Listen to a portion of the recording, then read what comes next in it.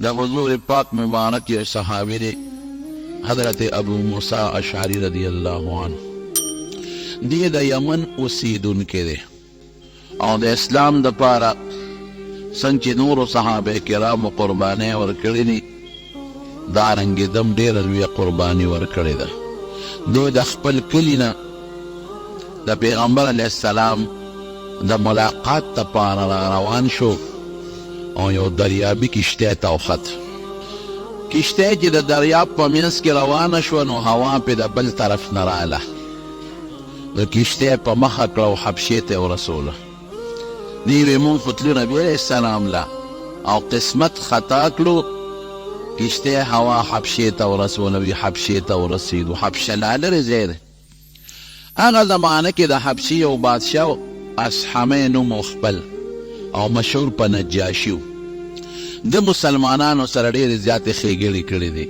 ځکه په مکه مکرمه کې به چې کوم مسلمانان د کافرو د ظلمونو نه تنګ شو د هغوی به حبشې ته هجرت وکړه نو دی نجاشي به ولا امانم ورکه او ده به ولا ډېر ښه انتظام کوه د مسلمانانو به یې ډېر خیال ساته او دی بادشاه بیا په آخر وخت کې په نبي علیه السلام ایمان هم راوړی دی مسلمان شوی دی او حضور پاک مبارک له دې نجاشي بادشاه ډېرې تحفې او تحایف هم رالیږلي دي ملاقات یې د حضور پاک سره نه دی شوی بیا دی وفات شو نو حضور پاک صحابو ته د دې نجاشي بادشاه د وفات خبر هم ورکړ په جومات کې وی نجاشي د حبشې بادشاه اصحما دا وفات شوی دی او زه په هغه جنازه کومه نو پیغمبر علیه السلام صحابه راغونډ کړل او جنازه یې پرې کړې ده نو دې ته وګوره حدیث پاک کې راځي نبی علیه السلام فرمایي چې ما ته جبریل علیه السلام ووی چې دا ځمکه به درته راغونډه کړم او د نجاشي دا کټ به درته رانږدې کړم او جنازه پرې وکړه نو حضور پاک د خدای ځمکه راغونډه کړه او د نجاشي کټ یې لیده نو دا بعضې خلک وي په غایب جنازه ده نو غایب نو حضور پاک ته حاضر و هغه لیده باقاعده د هغه نجاشي کټ او جنازه پې نبی کریم صلی الله علیه وسلم کړې ده دا د دې بادشاه لوی منقبت او سعادت نو ابو موسی اشعری رضی الله عنه فرمایي چې کشتۍ یوړم حبشې ته پریشان هم چې خدایه زه خو د حضور پاک خوا تلم دا کم خوا راورسېدم نو په حبشه کې نور صحابه مو اوسېدل د مکې نه هجرت کړی چې په هغې کې د حضور پاک تره مو حضرت جعفر رضی الله عنه وی هغې سره اوسېدم د هغوی نه مې ایمان هم زده که دین مې هم ترې زده که او چې پیغمبر علیه السلام ورته کوم اعمال ښولي هغه مې هم ترې زده کړل نو یې بیا په بلې کشتۍ کې سواره شو نو مدینې شریفې ته راورسېدو وی دا هغه وخت و چې پیغمبر علیه السلام خیبر فتح کړی اوومه هجري وه نو د دې وجې نه حضرت ابو موسی رضی الله عنه ته خلک ذوالهجرتین وایي چې د دوه هجرتونه کړي دي یو هجرت حبشې ته او بل هجرت مدینې منورې ته نو وی حضور پاک راته وفرمایل الا ادلک علی کنز من کنوز الجنه ابو موسی د جنت د خزانو نه یو خزانه دله نه درکو فقلت ما اوتی بلا ولن یا رسول الله دا خزانه راله راک وی راته وفرمایل لا حول ولا قوة الا بالله دا د جنت د خزانو نه یو لویه خزانه ده لا حول ولا قوة الا بالله دا هغه دم دی چې مسلمان له هر وخت په کار راځي او د مسلمان هر مشکل خدای په دې دم ختمی ډېر خلک پریشانی یاره جی ما ته خو لویه پریشانی ده دې سره څوکم د هغې دپاره دا دم دی ډېر خلک وایي بچي مې نشته څوکم دی دم دی ډېر خلک وایي مال مې نشته برکت پکې نشته دی دم دی ډېر خلک وایي قرضدار زما قرضه به خلاصه شي لا حول ولا قوة الا بالله دی دم دی ډېر خلک وایي وی نیکۍ ته مې توجه نشته او شیطان په مخه کړی لا حول ولا قوة الا بالله دم دی ډېر خلک وایي بې کسم بې څوک هیڅ یار و مددگار مې نشته خلک را باندې ظلمونه کوي لا حول ولا قوة الا بالله دم دی قسم دی د دې نه مضبوط او بهترین دم بل نشته خو که سړی د دې د وینا په وخت کې د خیال وساتي او په الله مضبوط عقیده وساتي دا زه نه ویم حضور پاک فرمایي د دواړو جهانو سردار فرمایي په بیهقي شریف کې حدیث دی او حضرت ابو هريره رضی الله عنه دا نبی علیہ السلام نے نقل کی. حضرت ابو هريره فرمائی چې حضور پاک کو فرمائے قال رسول الله صلی الله علیہ وسلم لا حول ولا قوة الا بالله دواء من 99 داء. وی دا د یو کم سلو بیمارو علاج دی، د یو کم سلو بیمارو دارو دی دارو. ایسرها الهم. وی پټولو کې راکوټي بیماری هغه پریشانی ده چې انسان ته د هغې سبب هم نه معلوم. نن سبا خو ټینشن ورته وایي او پریشانی ورته وایي. په پریشانی کې څومره خلک مبتلا دی. څوک د مال په پریشانی کې مبتلا دی، څوک د رشتو په پریشانی کې مبتلا دی چې د ما د بچي او د ما د دې زامنو نومو د ښې ځای کې رشتې وشي. دا ډېره خبره ده. څوک د حج او د عمرې په طلب کې پریشانه دی، څوک د خپلې رشتې په طلب کې پریشانه دی، څوک د بیماری په طلب شفا کې پریشانه دی، چاته کور کې جګړې دي په هغې کې پریشانه دی، څوک یې وزرې دي پریشانه دی، چاته د مقدمو پریشانی ده. دا د دې دا وی راکوټي مرض دی، دا 200 غټ مرضونه دي. دا پریشانی ورکوټي مرض دی چې لا حول ولا قوة الا بالله د هغې دپاره علاج دی. او معنی څه ده؟ معنا باندې ځان پوه کې. معنی خپله حضور پاک ښودلې ده. یو صحابي دی عبدالله ابن مسعود رضی الله عنه، یو کتاب دی د حدیث مستد د بزار ورته وایي، په هغې کې دا حدیث نقل شوی دی. عبدالله ابن مسعود رضی الله عنه د نبی علیہ السلام نه تپوس وکړو، بلکې حضور پاک ورته فرمایي وی اتدري تفسیرها اتدري تفسیرها وی د لا حول ولا قوة الا بالله په معنا پوهېږې؟ عبدالله ابن مسعود ورته وایي الله ورسوله اعلم، الله او رسول ته پته ده، ما ته پرې معنا نه ده معلومه. نو حضور پاک ورته د دې معنا په خپله بیانوي. وی لا حول عن المعصیة الا بعصمة الله. دا هر ګناه نه بچ کېدل بې د الله تعالی په توفیق نه کېږي. ګناه نه، پریشانی نه، تکلیف نه، درد نه، او هر قسمه ټینشنونو نه بې د پروردګار د ذات نه بل څوک بچ کول شته نه. دی یو معنا شو. ولا قوة على الطاعة، لا قوة على العبادة، لا قوة على عمل، لا قوة على الطاعة الا بعون الله. او چې هر کار کې تابعداري د خدای کې یا د دنیا یو کاروبار مثلا کې، نو په دې طاقت چې درکوي څوک به درکوي؟ الله. دی معنا شوه. دا د لا حول ولا قوة الا بالله معنا شو. او دا حقیقت دی. قسم دی داسې ځای کې به ګیر شي چې اس به دې څوک نشي خلاصولی، څوک به دې خلاصوي؟ یو الله. حقیقت چې دا موږ له خدای را کړی دی. د لاسو کې طاقت، سترګو کې د لیدو طاقت، غوږونو کې د اورېدو طاقت، ژبه کې د وینا طاقت، دا چا پیدا کړی دي؟ الله پیدا کړی. ولا قوة الا بالله. الله د امداد نه بغیر هېڅ طاقت نشته. روغ رمټ سړی وی، ښه پهلوان وی، لاسونه ټیک، پې ټیک، وجود ټیک، او ناګانه فالج به ووایي. هغه خشته انسان، ښکلی انسان فالج وو. څه چل پې وچو؟ جي فالج وو. سپۍ نه کونټۍ جوړه شو، خپره کږې شي، بلې ورپسې اوچتوي. داسې ده که نه؟ لاس کوږ شي، کوږ سمسې، بلې ورپسې اوچتوي. هغه خوله چې ده به پې ښکلې خبرې کولې او خشته ذکر به یې پې کو او ښکلې خبرې به یې کولې، هغې نه ډیوه جوړه شوه، لاړې دې بیږي. بل والا خوله پاکوي. رښتیا ده که نه ده؟ هغه انسان چې بلې په اوږه ګرځاو، نن بل په اوږه ګرځوي، خولې نه لاړې بیږي، پوزه بیږي، لاس پالج، خپه پالج والی. روغ روغ صحت د چا په اختیار کې دی؟ الله. او مرض د چا په اختیار کې دی؟ دا د لا حول ولا قوة الا بالله معنا ده. دا لوی تفسیر د دې کلمې معنا ده، لا حول ولا قوة الا بالله. سخته کې په کار باندې څوک راځي؟ نه د زوی پکارېږي، نه د لور پکارېږي، نه د ډاکټر پکارېږي. دا ظاهري اسباب دي. دې کې که خدای مدد وکړه خو ډېره ښه ده، که دې اسم نشته. د کوفه کې یو سړی تاجر و، سوداګر، داسې تاجر و چې ډېر امانتدار و، خلکو به ورسره خپل مالونه امانت یې ښودل. یو ځل د تجارت دپاره یو ښار نه بل ښار ته اراده وکړه، نو سامان یې ځان سره تجارت باندې خو څوک تش نه دي، پیسې دولت څخه واخېستل او روان شو. د کلي نه چې بار د کوفې و، کوفې نه چې لږ بار ووتو روان شو، یو سړی ورته په دې لاره کې ولاړ دی، ورته اشاره وکړه وایي چېرته دی؟ وی د فلانکي ښار ته ځم. وی ما به ځان سره بونه دی، یو اشرفی به دله درکړم، دینار اشرفی دا به دله درکړم.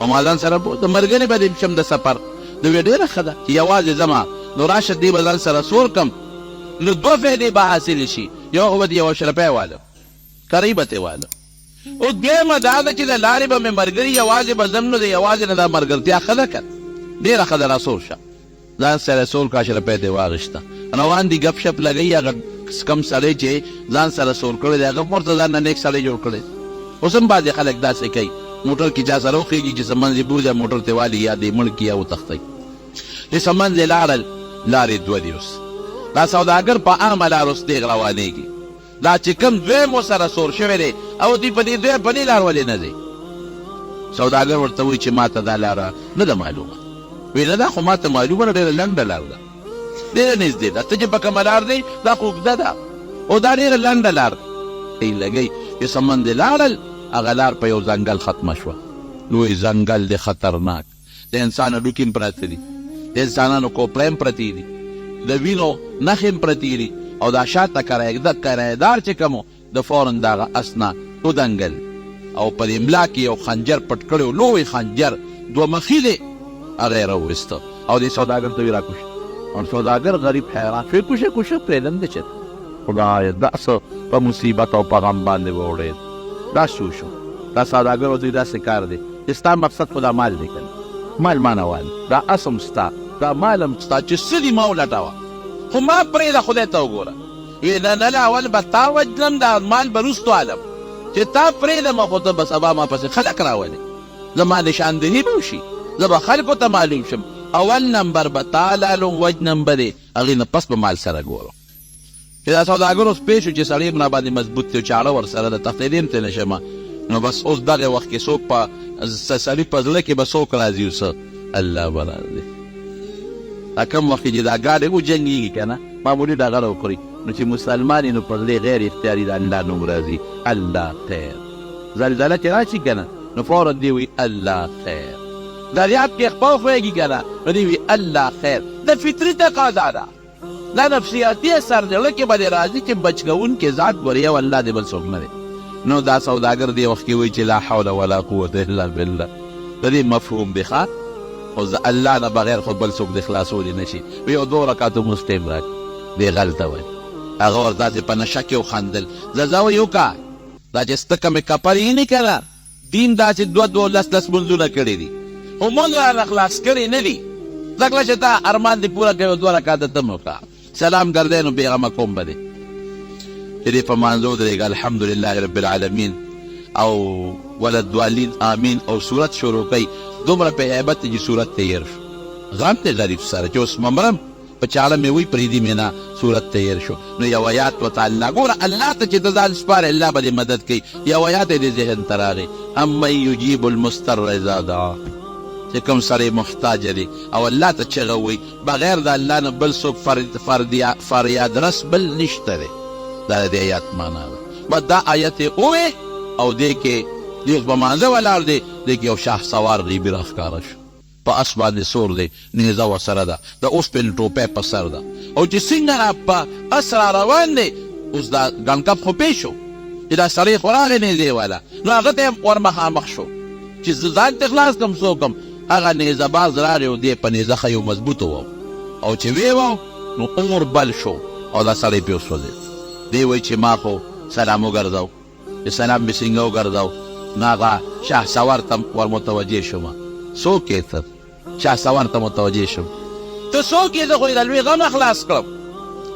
او ډاکو دې مړ کړم اوم شوې ته څوک یې ویې نه لري امن یجیب المضطر اذا دعاه غلام د دې آیت غلام یم تا چې کله په مانځو درېدې او الله ته دې فریاد وکړه وی اسمانونه وجرقېدل الله وی چې یو فرشته پکار ده زه ودرېدم الله وایه یو بنده فلانکي ځای کې ګیر دی مدد شبه ځان رسوه الله راولېږه سخته کې به دې بیا څوک پکارېږي د الله به دې پکارېږي په سخته کې بې د پروردګار نه بل څوک دی قسم دې که بچ کړي یو الله به دې بچ کوي او که راته غواړې هم به الله درکوي بیبي د ابراهیم علیه السلام ته ګوره اور ته وغورځېد نمرود ورته اور بل کړی د نمرود دومره اور یې بل کړی دی چې په هوا کې مارغه پې د پاسه نشي الوتې داسې اور دی نږدې وله څوک نشي راتلی په دې چل نه پوهېږي چې د ابراهیم علیه السلام پکې څنګه وغورځو، په دې چل نه پوهېږي.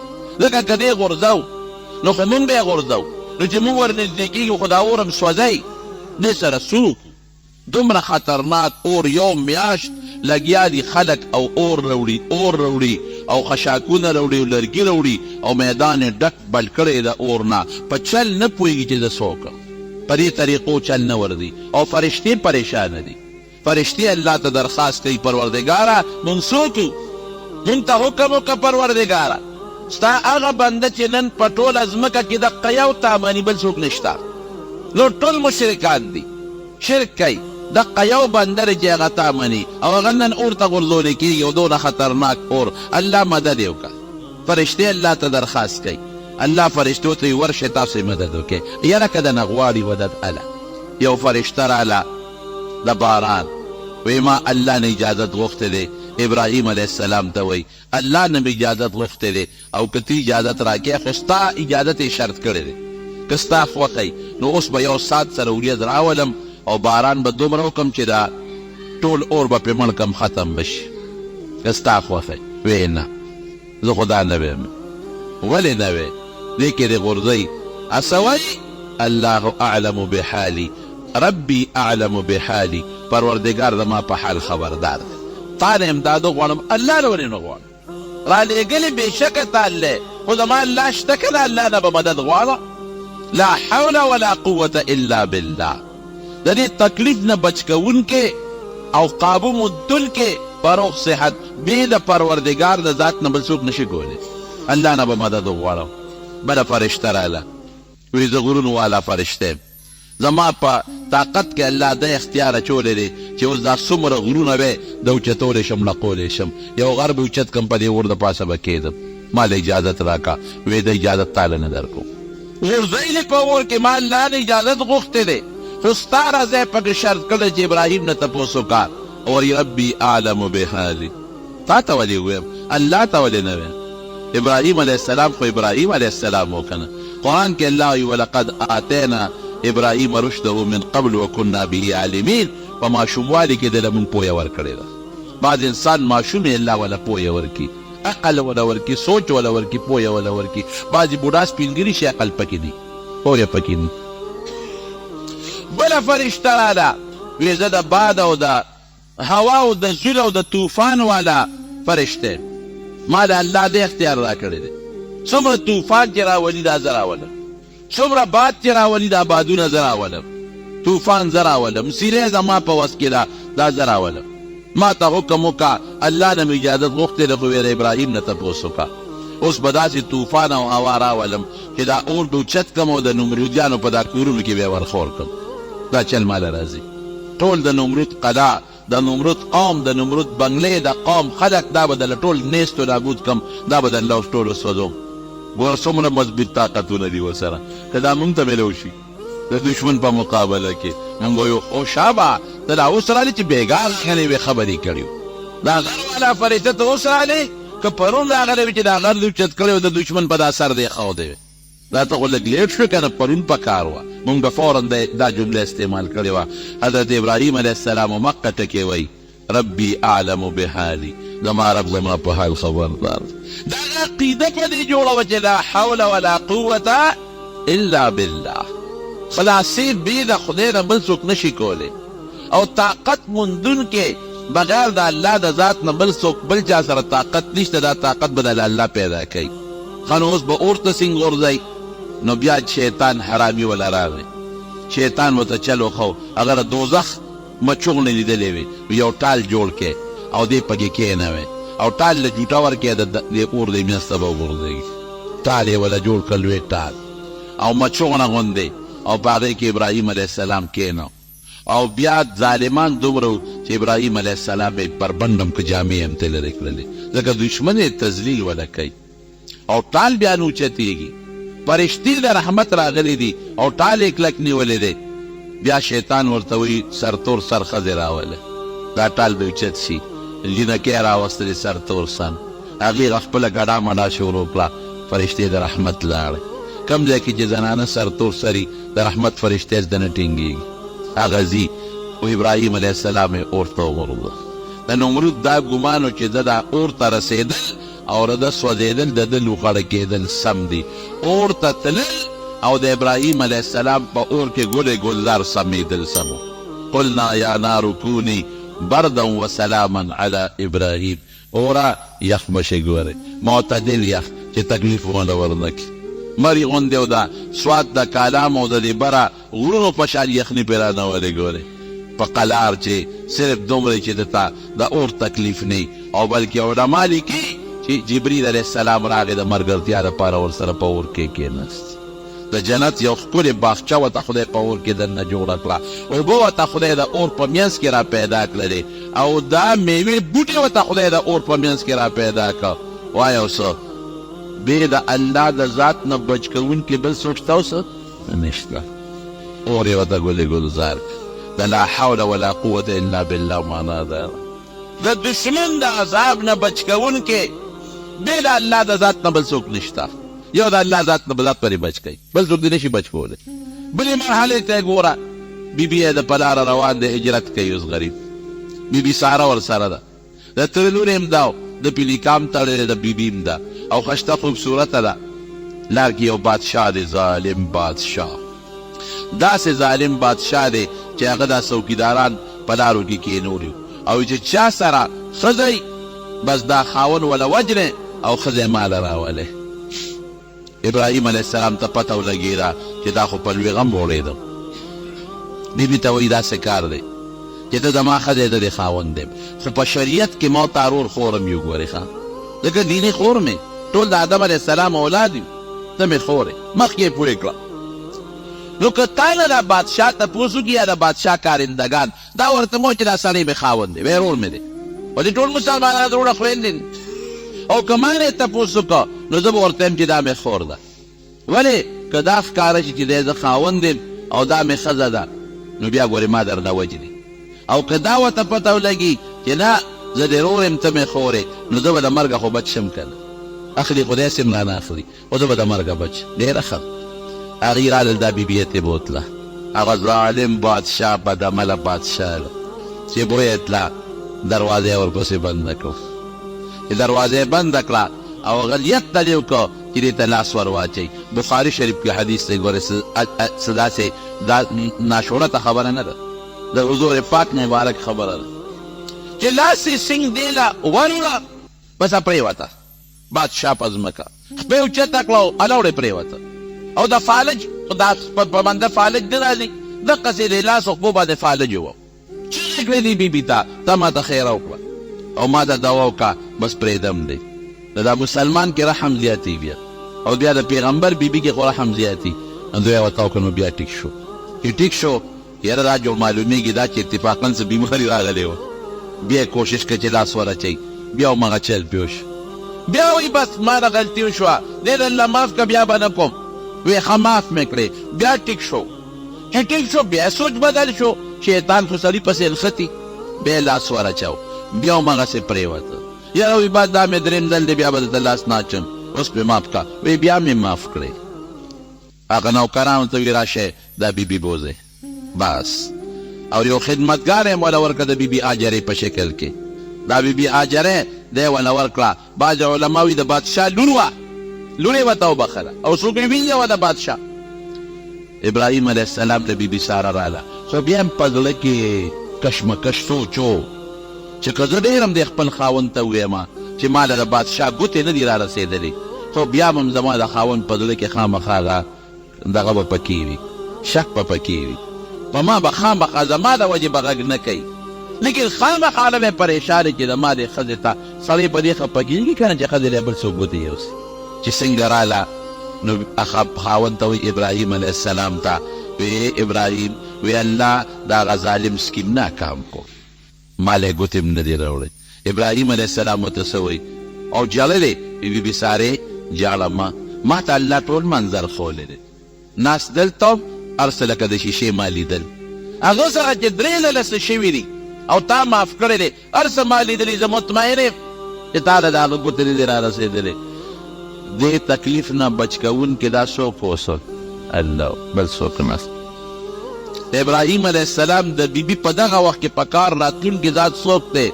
الله قسم دې ګورې چې څه قسمه تکلیف درته رسېږي مخلوق پرېږده الله ته سوال کوه مخلوق پرېږده الله ته زاري کوه اعتماد بروسه په الله کوه هر ځای به در رسېږي دا نشته چې الله به د یو ځای مدد کوي او بل ځای به نه کوي د کوټې ګوټ کې به دې مدد کوي دریاب په ویښ کې د حضرت یونس علیه السلام سره مدد کړی دی هر ځای به دې مدد کوي کړی دی که نه دی کړی کب په ګیړه کې د حضرت یونس علیه السلام سره مدد کړی دی که د لوی دریاب یونس علیه السلام کشتۍ ودرېدله او دې یو مریی دی پکې وي د مولانا تښتېدلی دی او دریاب ته یې وغورځو چې ویې غورځو اوس به عقل بچ کېدل شته عقل باندې کوم ځای بچ کېږي یو کب خدای جوړ که شا به ځان به وررسې چې دې د نه اوبو ته ونه رسېږي کب په تیزۍ راغی او چې څنګه یونس علیه السلام د کشتۍ نه وغورځېد کب خولې ته نیغ وردن نه که او یې شخوند به هم پرې نه وی نیغ به یې تېری نیغ د کب ګیرې ته ورسېد عقل څه وایي ډاکټري څه وایي طب څه وایي ساینس څه وایي دا ټول دلته ناکام دي هغې وایي نه سوال نه پیدا کېږي د کب په ګیره کې به جمدي سنګ پاتې شي دا کم دی کېدی شي د کب ګیرې ته لاړ او بیا کب ته الله حکم کوي چې دریاب کې به چکر ورکې د دریاب د ټول څومره دریاب کې د هغې ټول سیل په د یونس علیه السلام کو هم جیل کې پروت دی جیل زغلي کوټه کې پروت دی کوټه زغلي او د کب دا ګیره وله خدای لکه د شیشې په شانتې کړه چې څومره د دریاب حیوانات دي چې دا ټول دی وویني د دریاب ګوټونه وویني او په هغې کې څه وایي لا اله الا انت سبحانك انی كنت من الظالمین د دې مطلب او د لا حول ولا قوة تقریبا یو شی دی لا اله الا انت سبحانك خدایا یو ته ګورې بل څوک نشته بچ کوونکي بې ستا د ذات نه بل څوک نشته الله د غیر عیب نه پاک دی غلطي د ما د پروردګار داسې اواز به یې کو چې د عرش فرشتې د دې اووه اسمانونو د پاسه د اووه اسمانونو نه ګیر چاپېره عرش دی عرش دا یو اسمان د بل نه دومره لرې دی لکه ځمکې نه چې د اسمان څومره لرې دی بیا دویم د هغې نه دومره لرې دی بیا دریم څلورم پنځم شپږم اووم بیا د الله عرش د هغې نه دومره لرې دی لکه یو اسمان او بل اسمان کې چې څونه فاصله ده او بیا د الله د عرش د پاسه کرسي ده د عرش فرشتې الله ته درخواست کوي الذین یحملون العرش عرش یې نیولی دی یا الله یو داسې د زاره اواز مونږ اورو دا مونږ چاته نه دی اورېدلی قرآن شریف کې الله فرمایي الیه یصعد الکلم الطیب والعمل الصالح یرفعه چې دلته څوک نیکې خبرې کوي دا ټول الله ته رسېږي دا به نه وي چې الله ترې خبرېږي لکه د هغې مثال خو نن سبا د موبایل په شکل کې تا ته معلوم دی که نه موبایل آزاد کې 2 کسان 3 کسان په کوټه کې خبرې کوي ټول هلته اورېدی شي اورېدی شي که نه شي اورېد او بیا نن سبا په هغه بل شی منوت که نه څه ورته وایي انټرنېټ کې هلته کې په لندن کې 10 کسان ناست دي کیمرا ورته مخامخ ده او دلته کې تا کمپیوټر کولاو کړی دی هغه ټول درته ښکاري د هغې خبرې مه اورئ اوس هغه شی ختم شو چې دا به څنګه یو دا به څنګه ته چې دلته څومره نیکي کوې په هغه سکنډ نه پروردګار خبر دی ستا ټوله نیکي رب العالمین ته رسېږي هر څه نه خبر نو هغه فرشتې وایي چې الله داسې اواز نن دلته را روان دی چې ډېر زیات غلی غوندې دی ډېر روغ اواز دی او ډېر د زاری اواز دی او ډېر د عاجزۍ اواز دی الله دا اواز د کوم ځای نه راځي وایي دا مې یو بنده یونس نیولی دی الله څه چل ورسره دریاب ته مې رسولی دی او اوس دې وخت کې کب د دریاب اوومې ځمکې باندې پروت دی اوومې ځمکې ته رسېدلی دی او د هغې سره خېټه جنګېدلې ده او د یونس سر د په هغه کب په ګیډه کې دننه د هغه کب په ایله د پاسه ماته په سجده پروت دی دا چغې راته وایي ځمکې ته کې په هغه توره خټه د پاسه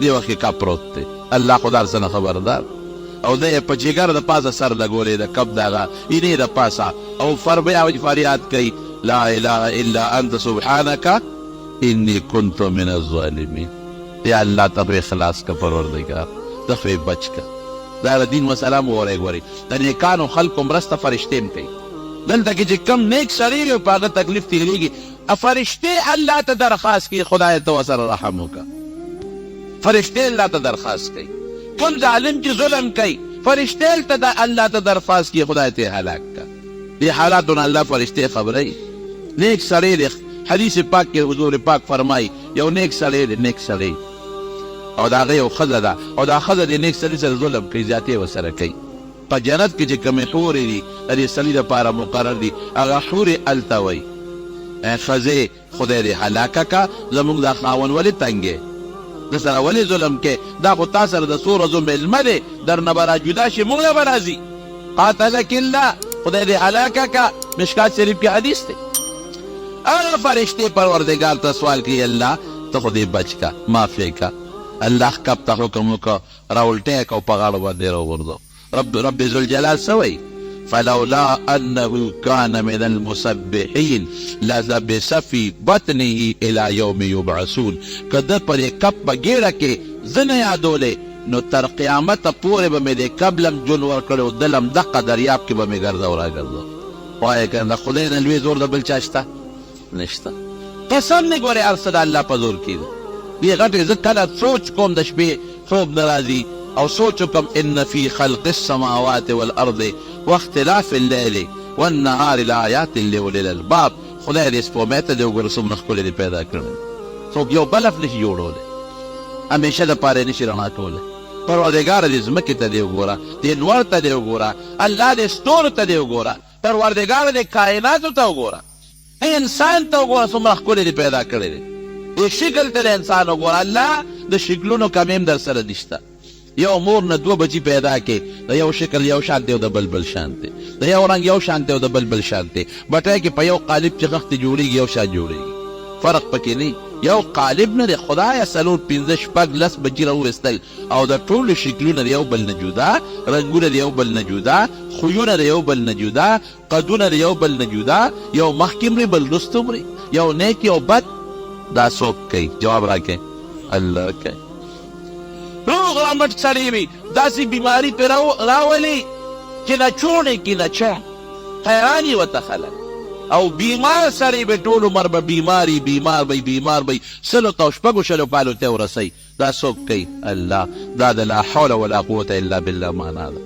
دا د چې لګیم دا د دې معنا ده لا حول ولا قوة الا بالله هر تکلیف نه بچ کوونکی به د الله د ذات نه بل څوک نشته تکلیف د الله په قبضه قدرت کې دی د تکلیف بچ کول د الله په قبضه قدرت کې دی طاق مریم ماشومه ده ماشومه مور یې منسته کړې وه رب انی نظرت لك ما فی بطنی محرره فتقبل یا الله زما په دې ګېډه کې چې کم ماشوم دی پروردګاره دا زما منسته ده چې دا ماشوم به بیت المقدس خدمت ته پارولی الله ته منظوره نه وه هلک په دې جنیف شو رب انی وضعتها انثى ماشومه پیدا شو لیس ذکر کالانثى هلک چې کوم کار کوي جنیف خو هغسې نشي کولی زه دا ماشومه به خدمت کوي تر څو چې کولی شي چا وی دا ماشومه به زه ساتم چا وی زه به ساتم چا وی زه به ساتم قصه اوږده ده خو د حضرت زکریا علیه السلام غیږ له خدای راوسته دا ماشومه بیبي مریم ځکه چې د زکریا علیه السلام مور او د دې بیبي مریم مور دا خویندې وې دې ترور وه نو ترور د ښوردې کفاله ښه کولی شي نو ورله یو ټوټه جوړه کړې وه په جومات کې هغې کې به دا بیبي مریم ناسته وه او د چې دې به تېته نو دروازه به یې جنده کوله او چې بیا به زکریا علیه السلام راغی دروازه به یې کوله وکړه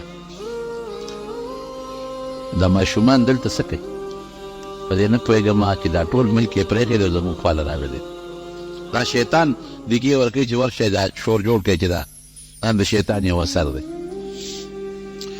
بهر کیف زکریا علیه السلام قرآن شریف کې الله وایي چې زکریا علیه السلام براغی کلما دخل علیها زکریا المحراب وجد عندها رزقا یو ځل نه چې کله به هم زکریا علیه السلام راغی او دروازه به یې کوله وکړه نو بیبي مریم سره به روزي پرته وه میوې به ورته پرتې د اوړي میوه په ژمي کې او د ژمي میوه په اوړي کې اوس دروازه خو جرنده ده او دا رزق دا میوه خو د اوړي ده دا په ژمي کې څه کوي قرآن شریف کې الله وایي یا مریمې دا میوه ده کوم ځای نه ده دا چا نه راوړې ده هغه ماشوم ورته وایي هو من عند الله دا د الله له طرف نه ده ان الله یرزق من یشاء بغیر حساب الله چې وغواړي چا له روزي ورکوي بې حساب ورکوي چې زکریا علیه السلام پوه شو و یاره واقعي روزي رسان خو الله دی د ده نارینه اولاد نه اولاد نشته په دې سوچ کې چې خدایه ته دې له روزي ورکوې خو ما له به راکولی شي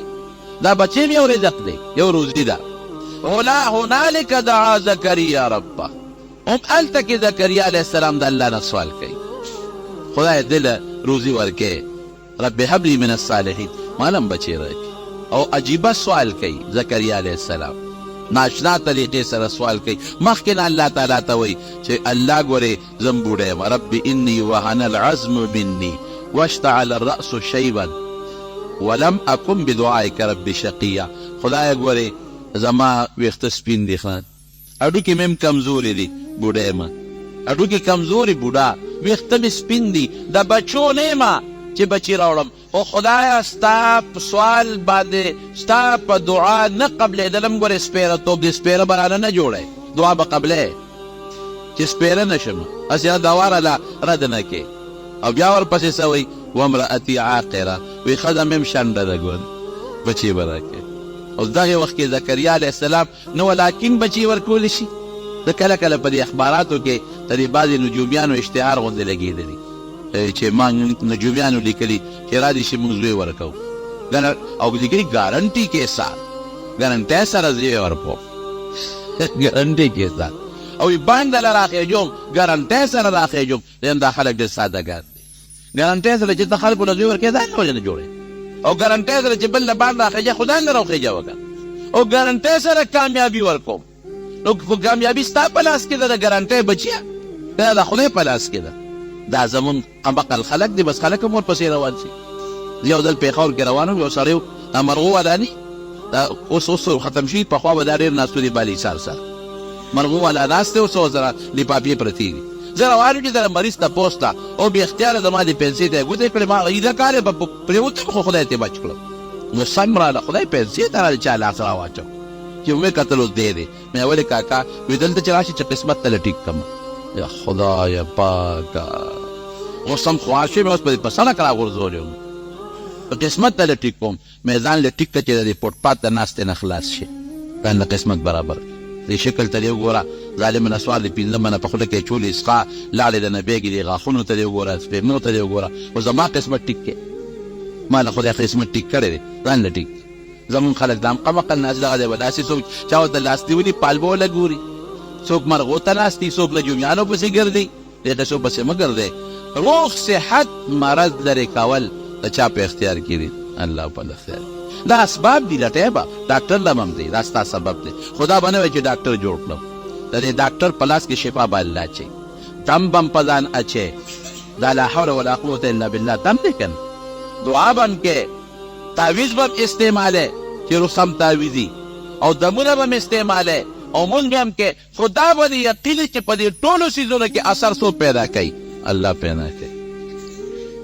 نو زکریا علیه السلام الله نه وغوښته، چې ویې غوښته نو پروردګار وله بچی ورکړ، او داسې بچی وله خدای ورکړ چې الله ورته وي داسې بچی دی چې نوم وله ما کېښود، بچی به در کوم نوم به یې یحیی، نوم وله ما کېښود، او داسې نوم مې وله کېښود لم نجعل له من قبل سمیا، چې د آدم علیه السلام نه ستا د بچي پورې تر دغه زمانې پورې یحیی نوم به د بل چا نه، صرف ستا د زوی امتیازي حیثیت.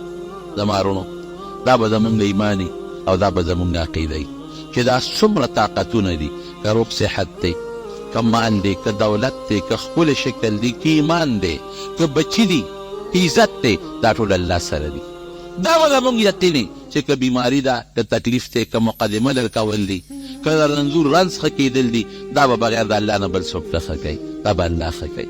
دا به زمونږ یقیني چې شیطان نه بچ کوونکی دا صرف د الله ذات دی، د نفس او د خواهشاتو نه بچ کوونکی دا صرف د الله ذات دی. او په دا ملک کې عبادت کوو، دا ټول د الله په توفیق دی. زه به صرف اراده کوم، د ګناه اراده به نه کوم، د نیکۍ اراده به کوم. زه به اسباب لټوم، خو دا به مې یقیني چې دا کمال د اسبابو نه دی، په دې اسبابو کې طاقت پروردګار اچوي، دا به مې یقیني. دا د لا حول ولا قوة الا بالله معنا شوه. رسول الله مبارک فرمایي اصحابي ته، وی د جنت د الا ادلک علی کنز من کنوز الجنه، وی د جنت د خزانونو یو خشته خزانه نه درکړم؟ ابو الموسی اشعري ورته فقلت بلا، ولې نه یا رسول الله راکه کنه؟ وی لا حول ولا قوة الا بالله. او دا بل حدیث چې ما درته وی د مسند د بزار، دا حضرت عبدالله ابن مسعود دی. عبدالله ابن مسعود رضی الله عنه فرمایي چې ما ته په خپل حضور پاک وفرمایل چې لا حول ولا قوة الا بالله چې دی دا دواء من 99 داء د یو کم سلو مرضونو علاج دی. ایسروها الهم او په یو کم سلو مرضونو تیرا کوټي بیماری هم دی. هم څه ته وایي؟ مې راته وختي معنا وکړه. هم ټینشن چې ورته مو وایو، پریشاني چې ورته وایو، غم ورته مو وایو، هغه تکلیف چې د غیرو سبب نه معلوم. دونو دا بهترین دب دی ما درته وښوښه. لا حول ولا قوة الا بالله.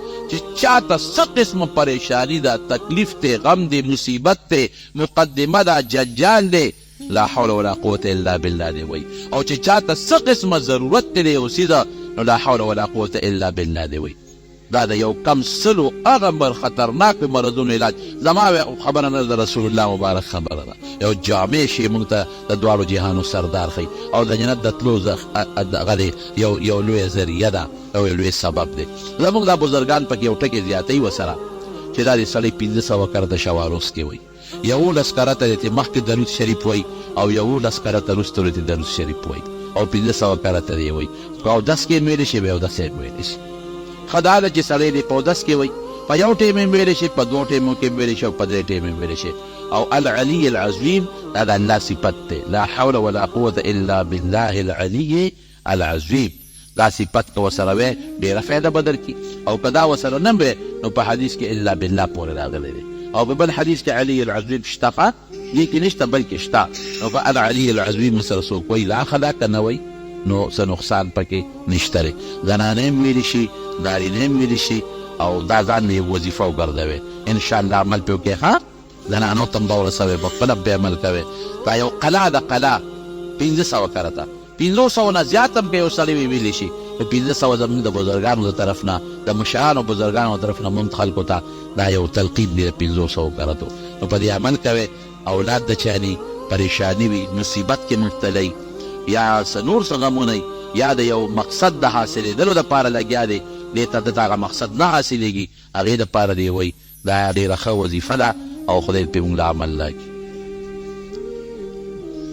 کور کې څه بیماري ده د روغ صحت دعا غواړي، الله دې ولمره څه په روغ صحت باندې بدل کړي او دې نتیجه مې را روانه ده، الله دې کامیابي نصیب وګرځولې کړي. مستورات د ښځو تبلیغ له تلی شي، بلکل تلی شي. په پرده کې چې ځي، پرده کې او خپل نارینه ورسره، نارینه نه مراد خاون ورسره، ورور ورسره، زوی ورسره، پلار ورسره او پرده کې ځي، بلکل تلی شي. دا خو ډېره اوږده خبره، تقلید خبره، دا خو ځان له د دغه سبق دی، ځان دا خو لویه مسله ده جناب. دا خو 1 غنټه تقریر غواړي. یو کس دی د هغه پلار بیمار دی، د خدمت یې څوک نشته، د ده زوی د ده خدمت کوي، نو د ضرورت په بنا د ده اندام مخصوصه عورت ته کتی شي، کتل دې نه کوي، لاس سره صفۍ وله کوي. فقهاو همدغه لیکلي که د ضرورت په بنیاد باندې مخصوص اندام وله وینځي او صفا کوي، ډېرې سترګې پټې کړي، ګوري دې ورته نه او نور صفۍ وله کولی شي. بعضې خلک د جمعې د 2م اذان ته بدعت عثماني وایي، ګنهګار. بدعت که دا معنا کوي چې یو نوی شی دی، واقعي د حضرت عثمان رضی الله عنه زمانه کې د جمعې د 2م اذان، دا لومبی اذان، 2م نه، دا لومبی اذان چې کوم د زوال سره ورکیم کېږي، دا د خطبې اذان د نبي علیه السلام په زمانه کې مو دا لومبی اذان، دا د حضرت عثمان رضی الله عنه زمانه کې د دې شروع شوې ده. خو د عثمان رضی الله عنه د پیغمبر اسلام خلیفه دی او حدیث پاک کې راځي علیکم بسنتي و سنت الخلفاء الراشدین، چې زما په طریقې عمل کوئ او زما د خلفاء الراشدینو په طریقه عمل کوئ. او ټول صحابو کې به چا من کار نه دی کړی، وایي کې صحابو اتفاقي او اجماعي مسله ده. نو دې ته مضمون بدعت ویل ګناه ده. په دې معنا سره بدعت چې یو نوی شي هغه اختیار کړی دی نو ورته ویلی شي، خو هغه بدعت چې کوم ته ګمراهي ویلې شوې ده او ورته نه شي ویلی. صحابه پاک خلک دي، ټولو صحابو په دې باندې اتفاق دی.